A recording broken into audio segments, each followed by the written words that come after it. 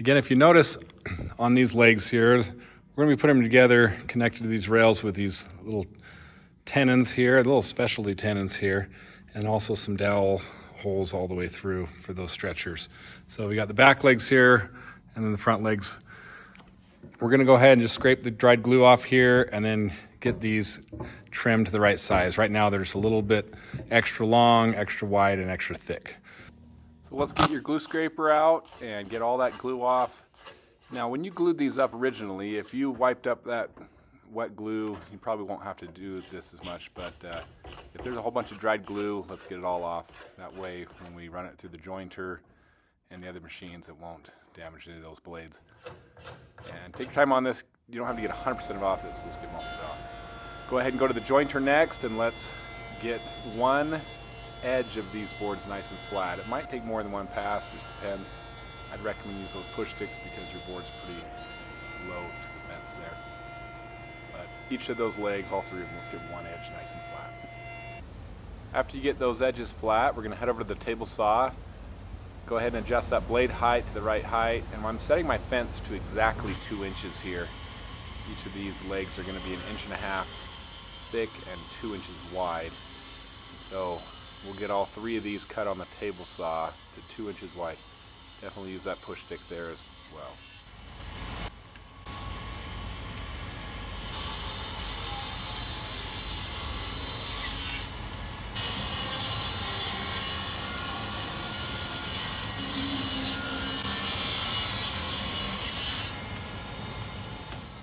Alright, next I'm heading over to the wide belt sander to get the faces of these sanded. When we glued these boards together, they were each 13/16 thick, and I glued them together so they're just a little bit more than 1.5 inches thick. I'm going to go ahead and set my sander to 1.575, or just a little bit above 1.5, and run these through, flipping them each time. We're going to go all the way down to 1.5 exactly on the thickness there. And just make sure you kind of flip them each time equally so we try to keep that seam right in the middle when we're sanding these. But all the way down to 1.5 is our final thickness. Let's head on over to the miter saw next, and we're just going to trim one end of each of these legs. Again, when we glued these together originally, they didn't have a perfect end there, so just trim off just a little bit. We gave ourselves a couple inches extra length, so we do have some room. But take all 3 of them and just trim one end. Okay, before we cut these to the exact length, we're going to take some time and actually cut off a small little piece of that leg on 2 of them. This is going to be this little cap piece right here. It makes it look like this is actually a through mortise and tenon, but we're going to actually just cut a little piece and put that as a cap there later. So we'll have one on each side.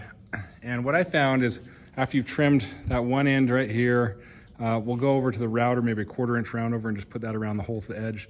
And then we're just going to slice off a real small part on the miter saw. Then we should still have enough that we can cut our full length on these.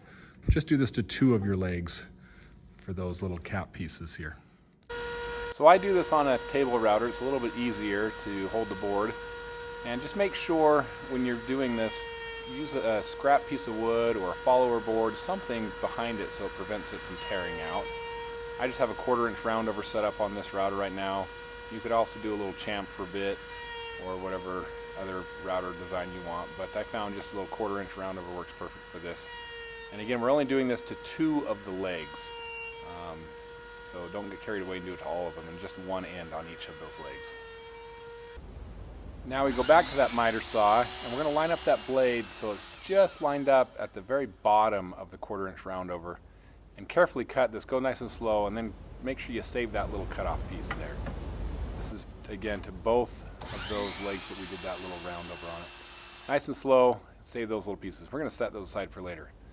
Now we're ready to go ahead and cut these to the final length they need to be. And if you remember, 2 of our back legs, those are 47 inches long.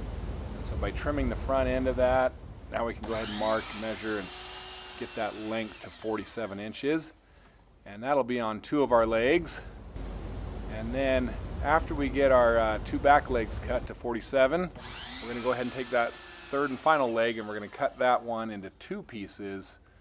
And get our 2 front legs out of it. So here I've got my final leg there, getting at 23.5, and I should be able to get 2 pieces from this one leg here, and that'll be both of my front legs. Instead of measuring both, I again like to just stack and mark. A little trick there, makes it a little easier to make them both the exact same. We got all of our legs cut to the exact size. We have our front legs, the 2 of these. They are 1.5 by 2 inches by 23.5. And then our back legs here, again, 1.5 by 2 inches by 47.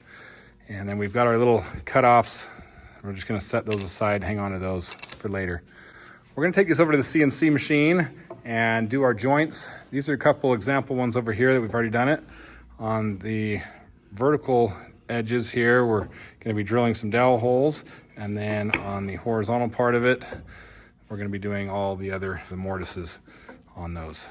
And so we'll head over to the CNC and get us set up for those. I made this jig to help hold all the legs here, and this just gets mounted onto the CNC. It's got some screws that line up with other holes on the other end there. So get all lined up. And then I've got these little wedge blocks. These will help hold your legs in place. So we're gonna place them all into this jig, get our wedge blocks, and you wanna pound these in pretty tight. You don't want those legs moving at all on you. So get all 4 of them on there, nice and tight. And I've got it the vertical direction first here as I get these mounted. We got our boards all tight in here with those wedges, and just want to make sure that we are using a 1/2 inch end mill. And then your XY0, we're gonna go to this corner of our jig here, and then your Z0, just the top of the board. So I'm gonna go ahead and get those zeroed out, and then we'll get our program loaded up.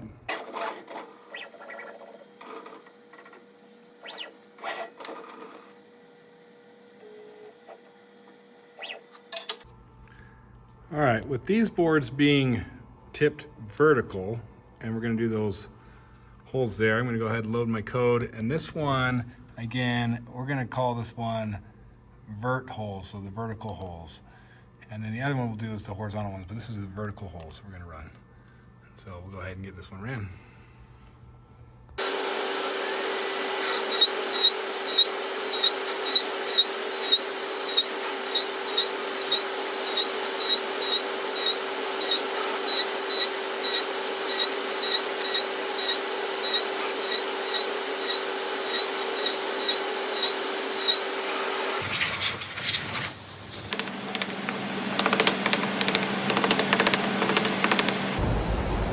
One important thing after you've done the vertical ones is when we do the horizontal ones, we want to make sure the legs are facing the right way. So here I am flipping my board, making sure that those vertical holes I just did are now up against the little fence on each of those. So I'm flipping them all the same direction like that.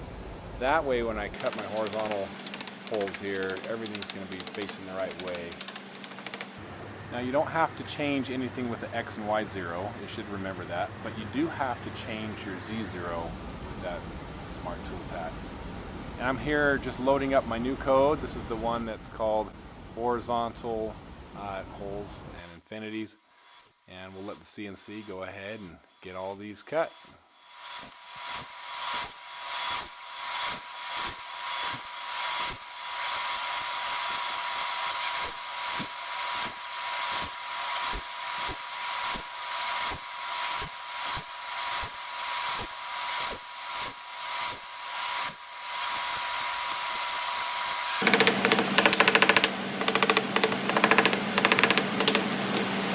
We got all of our holes on the CNC done. And next thing we're gonna do on these legs is we're gonna cut our little joint where the rocker is gonna go. So that we're gonna do on a table saw, and that'll just be on the end. So this is the top, so it'll be on the bottoms of all 4 of our legs there. So we'll come over to the table saw, remove the guard, and get our little cross-cut jig. And I'm adjusting the blade height to the exact height of that board, and also checking to make sure it's not going to hit my little clamp there. We want to make sure the bottom of the leg is what we're doing this on, and that's the one that has that hole closest to the end there. We're getting our board mounted real tight over to the one block, and again, 1.5 inches high is how high the blade is sticking up. And if I had a dado blade, I would do this with a dado stack and just one cut. We're making this a 3/4 inch wide slot that we're cutting here, but I'm just doing this with a regular table saw blade, so I just have to adjust my leg over just about 1/8 of an inch at a time, reclamp it, and then cut it. It works really well. Again, a dado blade would go much faster on this. But we'll go ahead and do this to all 4 of our legs. Main thing is that we're doing this on the bottom of the leg on each one. And again, you can tell which one's the bottom part by where the dowel holes are at. That closest one is the bottom of the leg.